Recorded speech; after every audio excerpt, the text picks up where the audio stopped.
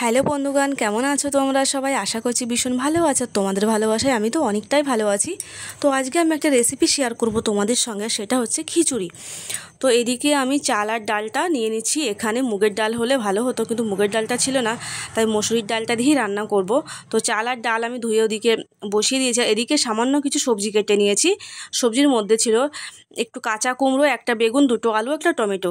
ওগুলো আমি ধুয়ে রেখেছি, সবজি ধুয়ে টুয়ে। এদিকে তোমার কড়াইতে তেল দিয়ে তারপরে পাঁচফোড়ন, তেজপাতা, শুকনো লঙ্কা, একটা পেঁয়াজ, ছোটো সাইজের একটা পেঁয়াজ দিয়ে আমি ভাজা ভাজা করবো। ভাজা ভাজা করার পরে তোমার এর মধ্যে দেব ওই যে সবজিগুলো। হ্যাঁ, এই যে সবজিগুলো আমি ধুয়ে রেখে দিয়েছিলাম, দেখো সামান্যই সবজি। তো সবজিটা আমি এবার ভালো করে ভেজে নেব। আর এটা কিন্তু আমি নিজে থেকে রান্না করছি না, এটা আমি একটা ভিডিওই দেখেছিলাম যে উনি রান্না করছে, বলছিল খুব খেতে নাকি খুব সুন্দর হয়। তো আমি তখনই ভেবেছিলাম নিজেও একদিন ট্রাই করে দেখবো, দেখি কেমন হয় খেতে। তারপরে আমি সামান্য একটু মশলা, এর মধ্যে হচ্ছে কাঁচা লঙ্কা, অল্প 2-4 কোয়া রসুন দিয়েছি, আর সামান্য কটা জিরে দিয়ে একটা পেস্ট করে নিয়েছি। নিয়ে দেখো আমি ভালো করে কষিয়ে নিচ্ছি সবজিটার সঙ্গে। তো এদিকে দেখো আমার সবজিটা কিন্তু হয়ে গেছে।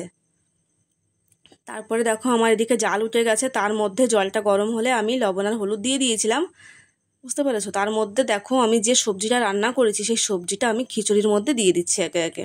সবটাই দিয়ে দেবো, একটুও রাখবো না, খিচুড়ির মধ্যে সবটা দিয়ে দেবো। তো এই যে 10 মিনিট পরে যখন খুলেছি এই অবস্থা। তো চলো তাড়াতাড়ি রান্নাটা করে নিই। এদিকে দেখো আমার রান্নাটা হয়ে গেছে। আর এটা কিন্তু এরকম একটু ঝোল ঝোল থাকলেই বেশি ভালো লাগবে বলছিল, তো ঝোল ঝোল হয়েছে। তো এদিকে দেখো আমি বেড়েও নিয়েছি। খেতে কিন্তু দারুণ হয়েছিল বন্ধু।